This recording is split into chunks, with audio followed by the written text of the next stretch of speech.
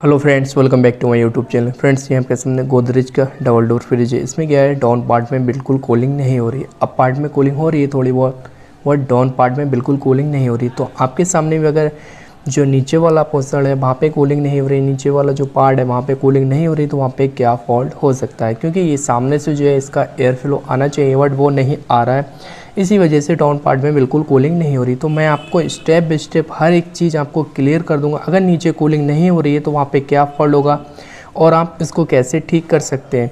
तो आपको करना है, इस वीडियो कंप्लीट पॉज कर लेना है, जिससे कि मैं आपको जो इन्फॉर्मेशन दूँ वो अच्छे से समझ आ जाए। टाइम वेस्ट ना करते हुए वीडियो करते हैं स्टार्ट।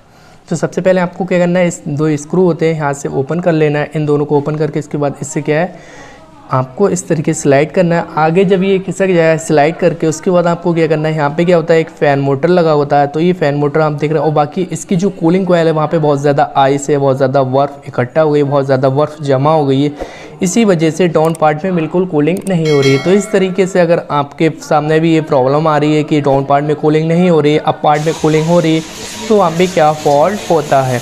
तो डाउन पार्ट में जो आप देख रहे हैं मॉइस्चर वगैरह बहुत ज़्यादा है बट कूलिंग नहीं हो रही है। तो कूलिंग नहीं होती है तो वहाँ पे क्या फॉल्ट होता है, मॉइस्चर क्यों है, इस पूरी डक में बहुत ज़्यादा आइस जम गई है, बहुत ज़्यादा ओवर आइस है, इसी वजह से ये दिक्कत आ रही है। और डाउन पार्ट में जब कूलिंग नहीं होती है तो बेकार है, मतलब वहाँ पे क्या है, फ्रिज प्रॉपर तरीके से काम नहीं कर पाता है।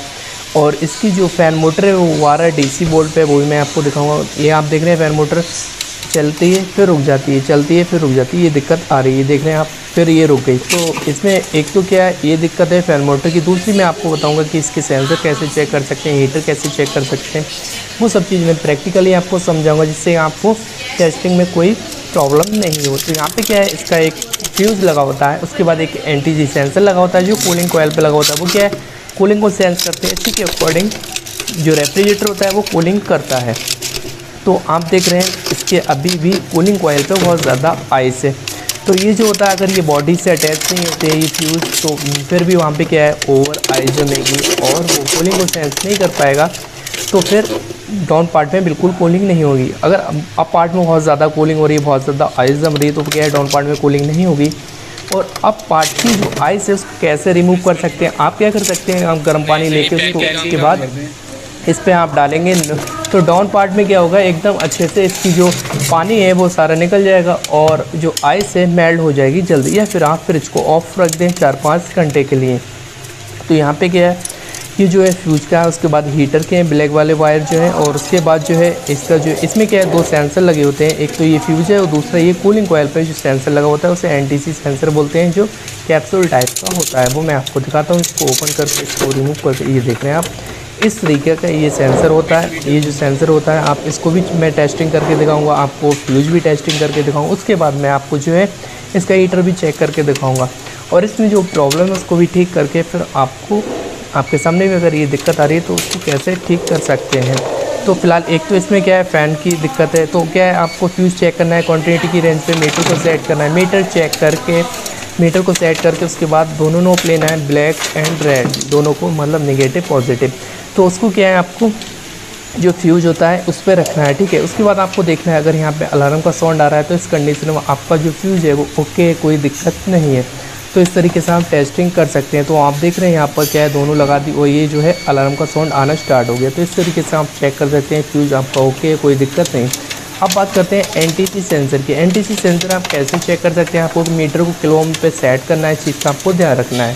किलो ओम पे मीटर को सेट करेंगे, 10 किलो ओम या फिर जो भी हो आपके 100 किलो ओम हो, तो वहाँ पे सेट करके उसके बाद इस मीटर को भी चेकआउट करना है। तो आप देख रहे हैं ये 2 वायर हैं इसके सेंसर के, तो दोनों नोब इस तरीके से लगाना है। उसके बाद आपको यहाँ पे क्या है, 4 किलो ओम या 5 किलो ओम होगा तो वहाँ पे आपका हीटर जो सेंसर जो है वो एकदम ओके है।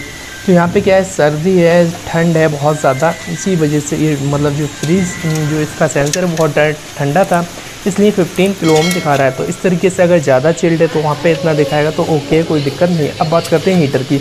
हीटर भी किलो ओम पे आप सेट कर सकते हैं। तो यहाँ पे क्या है, हीटर की जो रेजिस्टेंस है, जो भी मतलब किलो ओम शो होना चाहिए, वो आपको 4-5 में होंगी।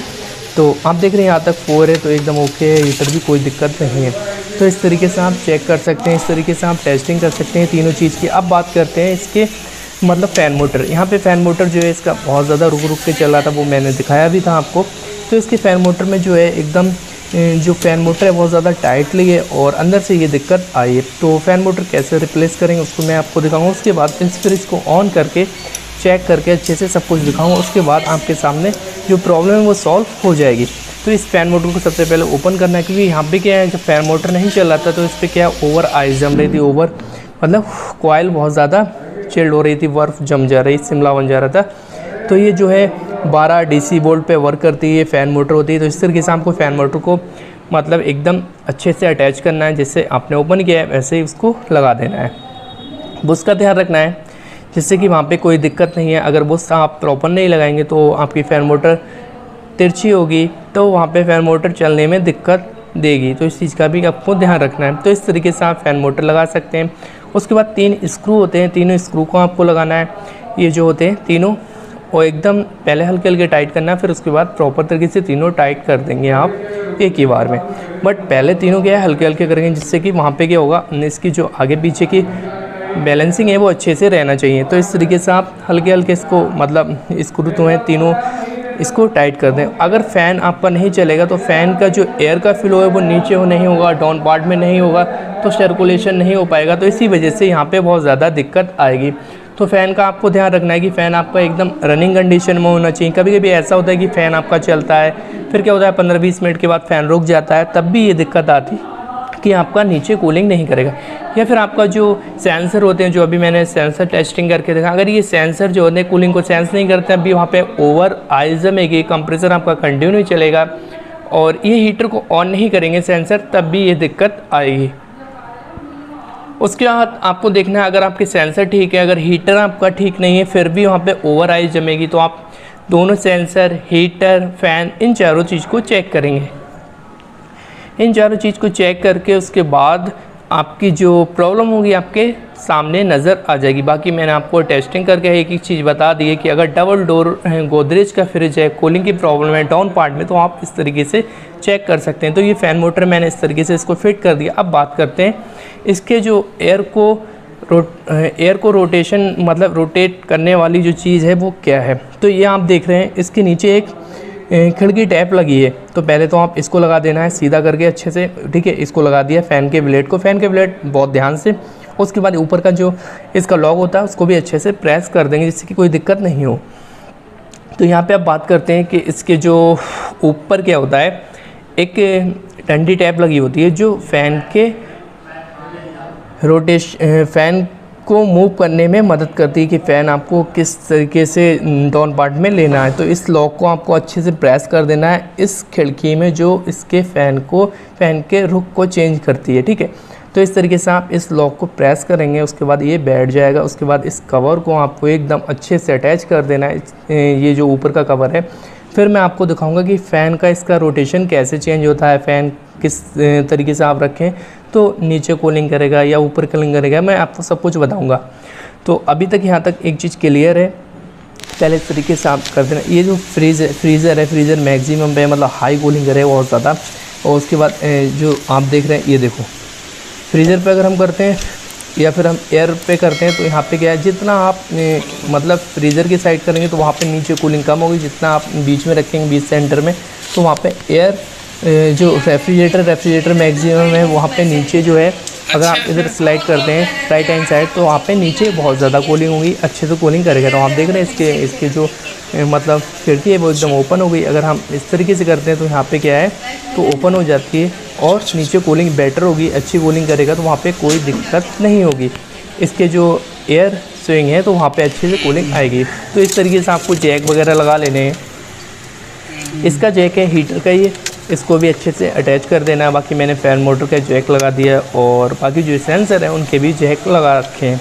तो इसको मैं ऑन करके फिर आपको दिखाता हूँ कि आप इसको कैसे ठीक कर सकते हैं। प्रैक्टिकली आपको दिखाऊंगा कि आपके सामने फ़ैन रन कर रहा है या नहीं कर रहा है। उसके बाद जो कूलिंग है वो आप नीचे जब टच करेंगे तो आपको ये फील हो जाएगी कि वहाँ से कूलिंग आना स्टार्ट हो गई है। जो आप देख रहे हैं यहाँ पे क्या है, कूलिंग आना स्टार्ट हो गई। इस तरीके से आप चेक कर सकते हैं।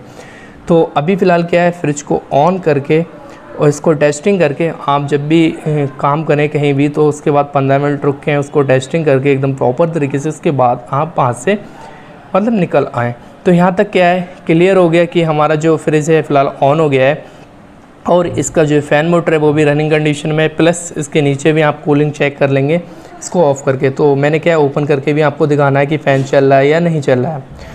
तो आप देख रहे हैं यहाँ पे इसका जो फ़ैन है वो बस ऑन होने वाला है, क्योंकि दोबारा कर रहे हैं तो कंप्रेसर थोड़ा टाइम लेता है। हालांकि लाइट जल गई है बट इसमें थोड़ा टाइम लगेगा। तो अभी क्या है, फ़ैन ऑन हो जाएगा, फिर मैं आपको प्रैक्टिकली ये चीज़ दिखा दूंगा, क्लियर हो जाए आपको कि इसका फ़ैन ऑन हुआ या नहीं हुआ। ऐसा तो नहीं कि दोबारा रुकता हो तो दिक्कत आएगी। तो अभी क्या है, फ़ैन रनिंग कंडीशन में, कोई दिक्कत नहीं। इस तरीके से आप चेक कर सकते हैं। उसके बाद आप इसको स्लाइड करके फिट कर सकते हैं। इसके बाद 2 स्क्रू थे, उनको आप अच्छे से टाइट कर दें। उसके बाद आप देख लें कि 15 मिनट के बाद ये डाउन पार्ट में कूलिंग कर रहा है या नहीं कर रहा है। तो उसके बाद एकदम अच्छे से सब कुछ मैंने इसको फिट कर दिया और इसका जो फ़ैन मोटर है वो भी रनिंग कंडीशन में, कोई दिक्कत नहीं। अच्छे से ये जो फ़ैन मोटर है एयर के फ्लो को बाहर आउट कर रहा है। अब डाउन पार्ट में हम देखते हैं कि डाउन पार्ट में अच्छे से ये कूलिंग कर रहा है या नहीं कर रहा है। तो डाउन पार्ट में क्या है, यहाँ पे एयर जो है आ रही है, आना स्टार्ट हो गई। तो इसी चीज़ से आप क्लियर कर सकते हैं। बाकी आधे घंटे के बाद ये अच्छे से चिल्ड कर देगा। तो फ्रेंड्स, ये इन्फॉर्मेशन कैसी लगी, अच्छी लगी वीडियो को लाइक कर दो, चैनल पर नहीं विजिट किया चैनल को सब्सक्राइब कर दो। Thank you for watching.